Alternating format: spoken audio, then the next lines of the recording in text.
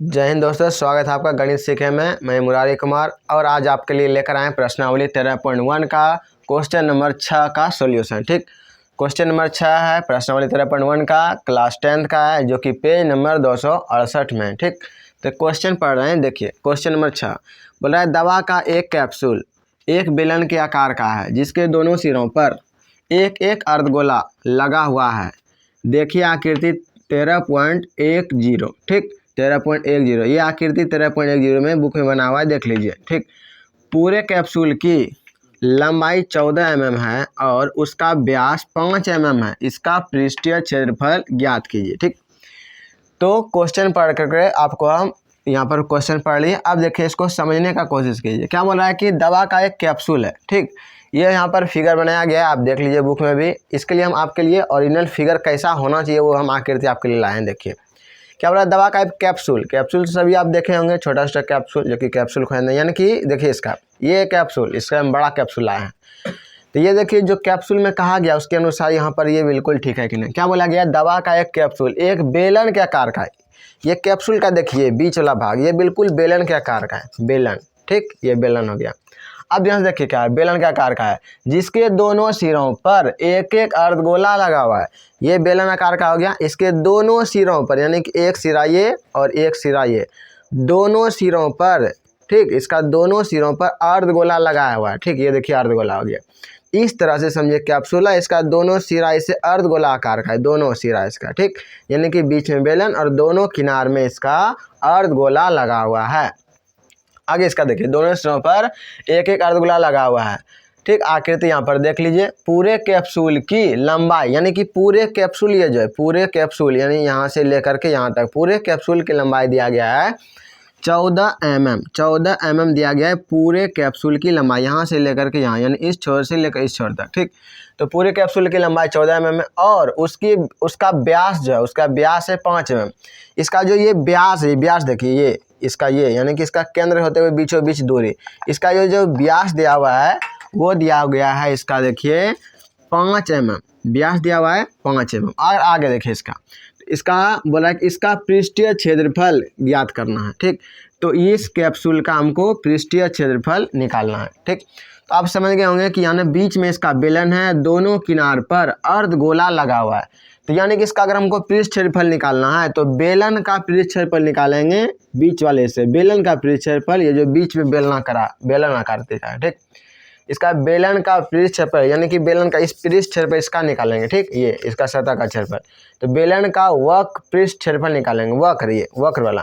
तो बेलन के वक्र पृष्ठ क्षेत्रफल में इसका दोनों साइड जो अर्धगोला लगा हुआ है तो अर्धगोले का भी, दोनों साइड के अर्धगोले का पृष्ठ क्षेत्रफल निकालेंगे और सभी को जोड़ देंगे तो इसका आ जाएगा इस कैप्सूल का पूरे का वक्र, ये पूरे का पूर्ण पृष्ठ क्षेत्रफल यानी कि पूरे कैप्सूल का पृष्ठ क्षेत्रफल निकल जाएगा। ठीक, तो चलिए इसको हम सॉल्व करते हैं। यहाँ पर जी हमको यहाँ पर बीच में बेलन है, या दोनों साइड में इसका अर्धगोला है, तो दोनों अर्धगोला एक समान है। ठीक, तो चलिए इसको हम अब देखिए, तो यहाँ पर हमको देखिए पहले तो इसका व्यास जो दिया है, व्यास यानी व्यास बराबर जो दिया गया है व्यास वो दिया गया है 5 mm। अगर व्यास 5 mm है, त्रिज्या आपको पता है व्यास की आधी होती है, यानी कि इसका त्रिज्या जो हो जाएगा, त्रिज्या यानी कि r बराबर हो जाएगा 5/2 mm हो जाएगा इसका त्रिज्या। ठीक, 5/2 mm। अब ध्यान से यहाँ समझना है कि ये इसका यहाँ देखिए 5 mm तो पूरा इसका व्यास है। त्रिज्या यानी कि इसका बीच से दूरी यहाँ से यहाँ तक हो जाएगा 5/, यहाँ देखिए त्रिज्या यहाँ से यहाँ तक यानी कि 5 का आधा हो जाएगा, 5/2 यानी कि 2.5 हो जाएगा इसका यहाँ से यहाँ तक।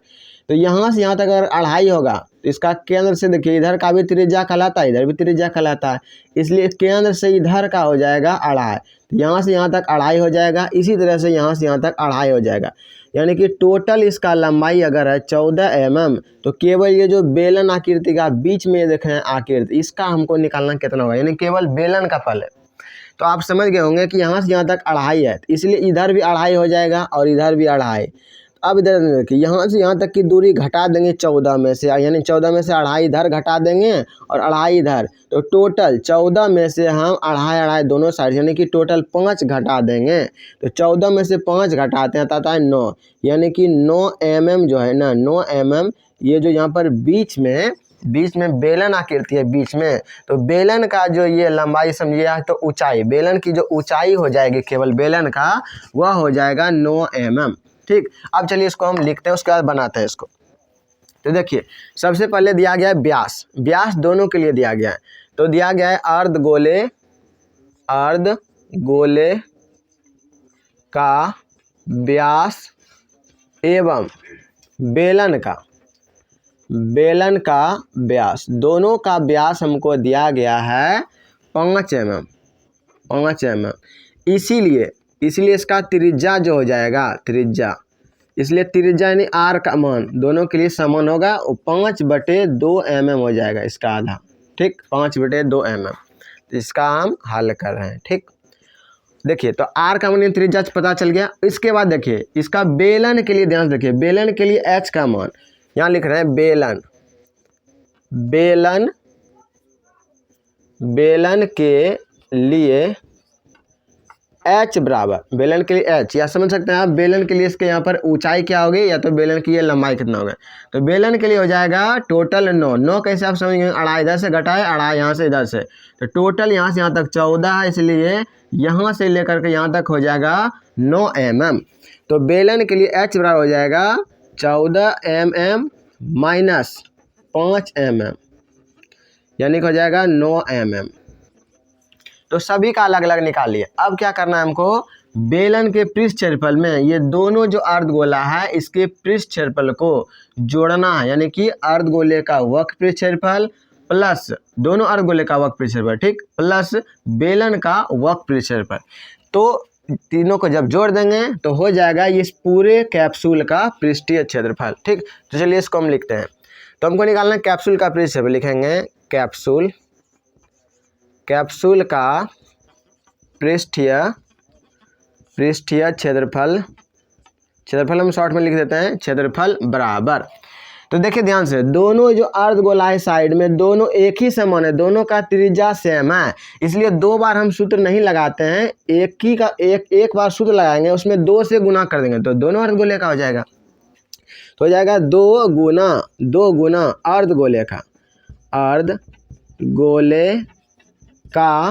अर्धगोले का वक्र पृष्ठ क्षेत्रफल। ठीक, अर्धगोले का जो वक्र पृष्ठ क्षेत्रफल हुआ एक पृष्ठ का, इसका एक साइड का, तो दोनों का निकालने के लिए हमको क्या करना पड़ेगा, 2 से इसमें गुना कर देंगे। इसके बाद इसमें हमको जोड़ना, यानी कि प्लस हो जाएगा ये बेलन का वक्र पृष्ठ क्षेत्रफल प्लस बेलन का वक्र पृष्ठ क्षेत्रफल। अब यहाँ पर सूत्र रख दीजिए, इसको सॉल्व कर लीजिए, हो जाएगा। चलिए इसको रखते हैं, 2 गुना अर्धगोले का वक्र पृष्ठ क्षेत्रफल। अर्धगोले का वक्र पृष्ठ क्षेत्रफल अगर आपको पता नहीं है तो सूत्र का हम लिंक डिस्क्रिप्शन में दे दिए हैं, सूत्र का वीडियो अलग से बना दिए हैं सभी के लिए, आप वहां से जा करके सूत्र देख सकते हैं और सभी सूत्र को एक जगह लिख करके उसको याद रखिए, क्योंकि बिना सूत्र का इसमें कोई उपाय नहीं है, बनाने में बहुत दिक्कत होगा बिना सूत्र का याद किए। तो गोले का वक्र पृष्ठ क्षेत्रफल क्या होता है 2πr²। ठीक, तो गोले का वक्र पृष्ठ क्षेत्रफल 2πr² हो गया। यहाँ देखिए इसका प्लस बेलन का वक्र पृष्ठ क्षेत्रफल, बेलन का वक्र पृष्ठ क्षेत्रफल होता है 2πrh। ठीक, अब इसको सॉल्व कीजिए, 2 गुना, यहाँ देखिए 2 गुना पाई का मान हम रखेंगे, इसको चलिए हटा देते हैं ब्रैकेट को। ठीक, यहाँ पर 2 लिख दिए, फिर गुना 2 गुना पाई का मान 22/7 और गुना आर का मान 5/2 2 बार लिख लीजिए, 5/2 2 बार, क्योंकि यहाँ r² आर का मान 2 बार गुना में लिखिए। यहाँ पे देखिए प्लस 2πrh 2 गुना 22/7 गुना r, यानी त्रिज्या 5/2 है और गुना ऊंचाई। तो बेलन के लिए ध्यान देखिए, ऊंचाई h का मान निकाल चुके हैं 9 mm, तो केवल यहाँ 9 लिख देते हैं। ठीक, बाद में mm लगा देंगे। अब इसको सॉल्व कीजिए, यहाँ ध्यान दीजिए 2 ये वाला 2 कट जाएगा एक बार में, ये वाला 2 एक बार में कट गया। इसके बाद देखिए ध्यान से, ये वाला 2 कट जाएगा एक बार में। अब जो बचा इसको गुना कीजिए, तो 22 गुना 5, 22 पंचे हो जाएगा 110, फिर 110 में अगर हम 5 से गुना करेंगे, 22 पंचे 110, 110 गुना 5 करेंगे तो हो जाएगा 550, और बटे में नीचे क्या बचा देखिए 7 प्लस। अब इसको जोड़िए, यहाँ पे देखिए 22 गुना 5, 22 गुना 5 करेंगे 110 हुआ। 110 में अगर हम 9 से गुना करेंगे तो हो जाएगा 990 और बटे में यहाँ भी 7 बचा हुआ है। अब इस दोनों को जोड़ दीजिए, ठीक। तो साथ साथ नीचे दोनों एलसीएम हो जाएगा 7, जोड़ेंगे तो हो जाएगा यहाँ 550 और प्लस 990, जोड़िए 0 0 जोड़ेंगे तो 0 हो जाएगा। फिर देखिए 9 और 5 14, 14 के 4 बाकी 1, फिर 9 और 5 14, 14 1 15, अब बटे में 7, इसको कटाइए 7 से 2 बार में, 7 दूनी 14, 1 बचेगा, फिर 7 दूनी 14, 1 0 बचा, यहाँ 0 उतार ले, यानी कि 220 बार में पूरा कट गया 220। तो इसका हम क्या निकालना है, पृष्ठ क्षेत्रफल, पृष्ठ क्षेत्रफल निकालना है। इसका मात्रक यहाँ पे लगा हुआ mm में है, mm में, तो इसका हो जाएगा mm²।